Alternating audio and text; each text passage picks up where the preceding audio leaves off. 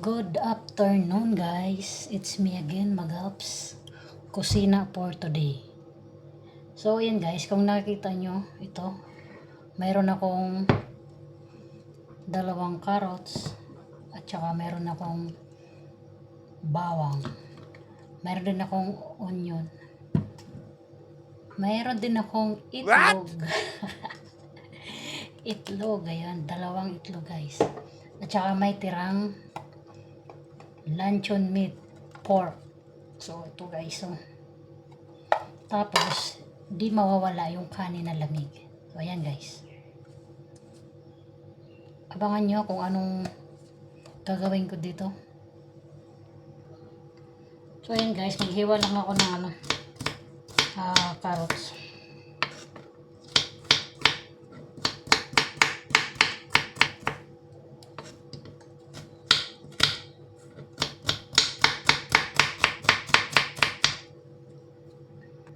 So ayan guys, ito na yung carrots. Ayan. Next na hiwain natin yung ating luncheon meat. Hiwain lang natin siya ng maliit. Ayan.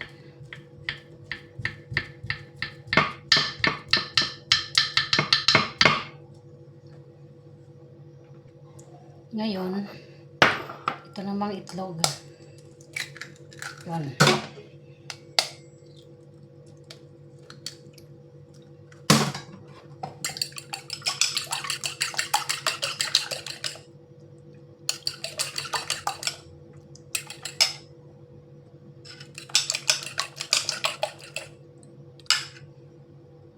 So ayun guys, may idagdag pa pala ako itong green peas.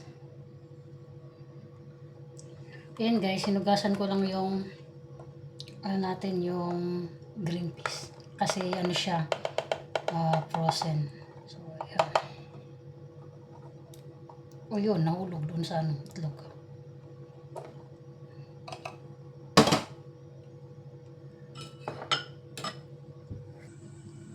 So ayan guys, nagpainit na ako at lagyan natin ng olive oil.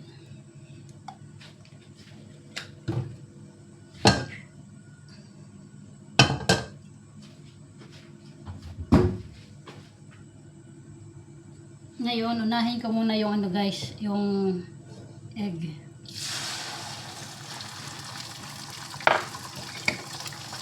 Ayun, may dalawang green peas.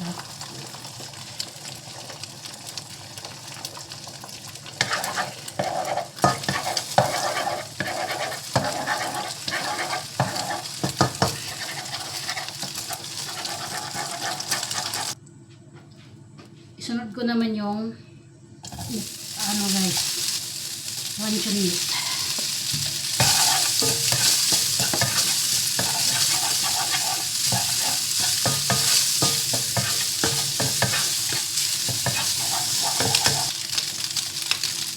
Ayan guys, kailangan medyo brown yung luncheon meat natin para lalong sumakot.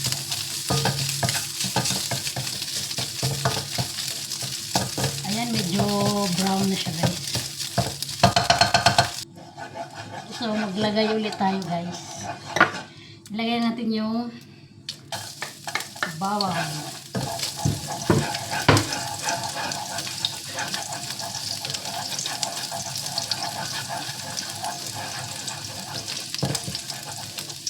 Next na ilagay onion, syempre.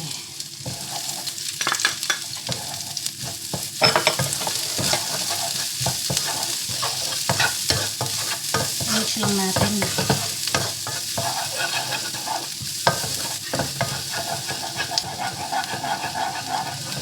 Next na ilagay, syempre, carrots.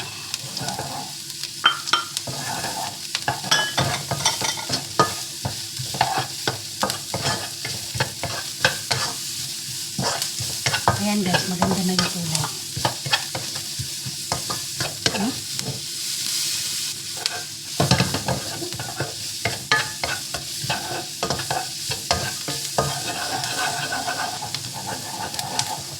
Next na ilagay natin ay yung green peas.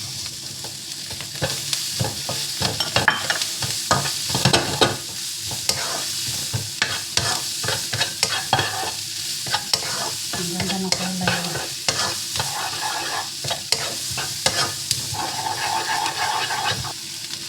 Siyempre, di mawawala yung ano guys.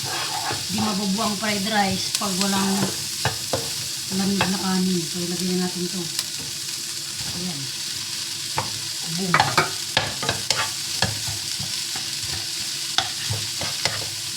Konti lang yung rice.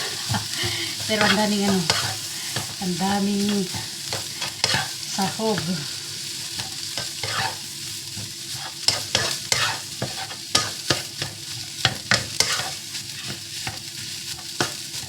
Nag-practice ako guys mag-ano ng fried rice. Kasi plan ko na business ng fried rice. May plan na si Magalps. Ano guys, plan ko mag-ganito guys. Fried rice. Yan. Oh, super init. Tapos, ilalagay ko yung ano guys. Yung luncheon meat. Oh, sarap.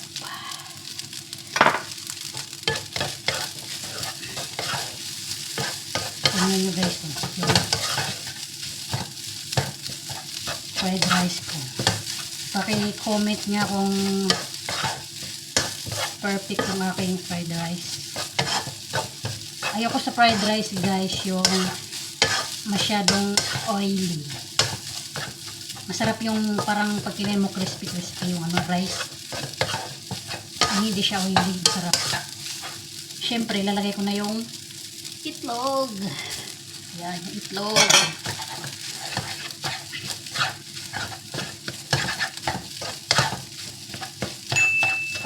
Haluin lang natin ito guys. Tingnan mo, dumami na pala yung rice. Kala ko konti lang. Tingnan dito. Ginagawa na tayong fried rice. Tingnan nyo guys, comment kayo kung perfect dito ang ginagawa kong fried rice. Kasi plan ko mag-business na ganitong fried rice. Sana.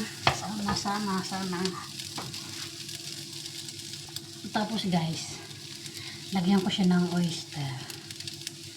Diba? Hop! Oh, yan dami.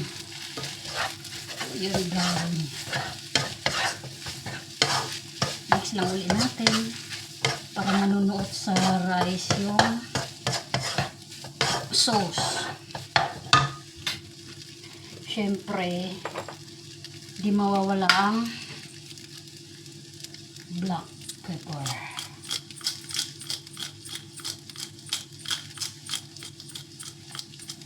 Masarap pag maraming black pepper. Kunting soya. Ayan, kunting soya sauce. Light lang to siya guys. Light soya sauce. So, mix ulit natin para manuot dito sa ating rice. Sa ating mga ingredient ng sauce. Di ba?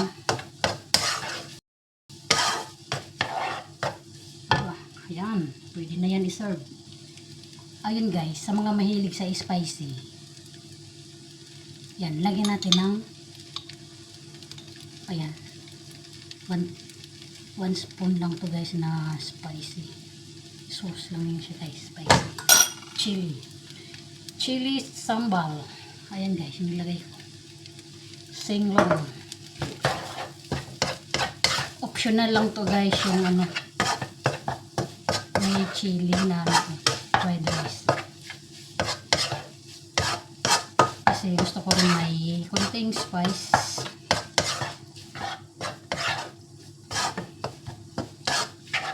Wala lang akong green onion guys. Yung spring onion wala.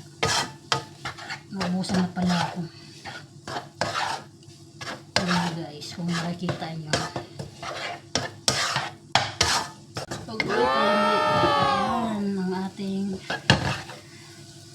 Cooking for today, fried rice with sambal chili and luncheon meat. So comment guys kung perfect ba yung aking fried rice. Ayan. Pwede natin to i-serve.